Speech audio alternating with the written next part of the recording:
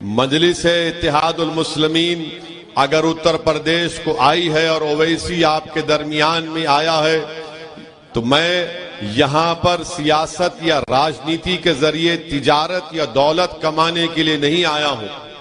मैं अगर यहां पर आया हूं तो अल्लाह के फजलो करम से आया हूं। मैं यहां पर आता रहूंगा तो अहले दिल की दुआओं की वजह से आता रहूंगा और मेरे आने का मकसद यही है और यही रहेगा कि आपको नेता बनाया जाए, आपको अपना हिस्सा मिले।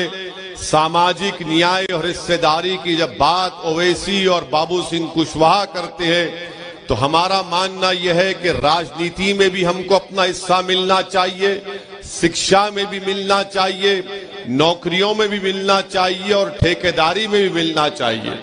मगर बीजेपी और सपा के लोग अल्पसंख्यक समाज और अति पिछड़ा समाज उनको हिस्सेदारी नहीं देना चाहते। वो ये चाहते हैं कि अल्पसंख्यक समाज के लोग समाजवादी पार्टी के लिए दरी बिछाएं, अपने पीठ पर लाठियां खाएं और अखिलेश यादव मलाई खाएं।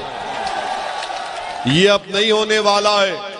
बीजेपी की सरकार सबका साथ, सबका विकास, सबका विश्वास ये चीखें मार मार कर कहती है, मगर बीजेपी के चीफ मिनिस्टर बाबा ने सिर्फ अपने ही समाज का साथ दिया, उत्तर प्रदेश में किसी और का साथ नहीं दिया।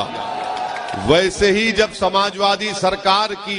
समाजवादी पार्टी की सरकार बनती है तो समाजवाद के नाम पर अखिलेश अपने परिवारवाद को आगे बढ़ाते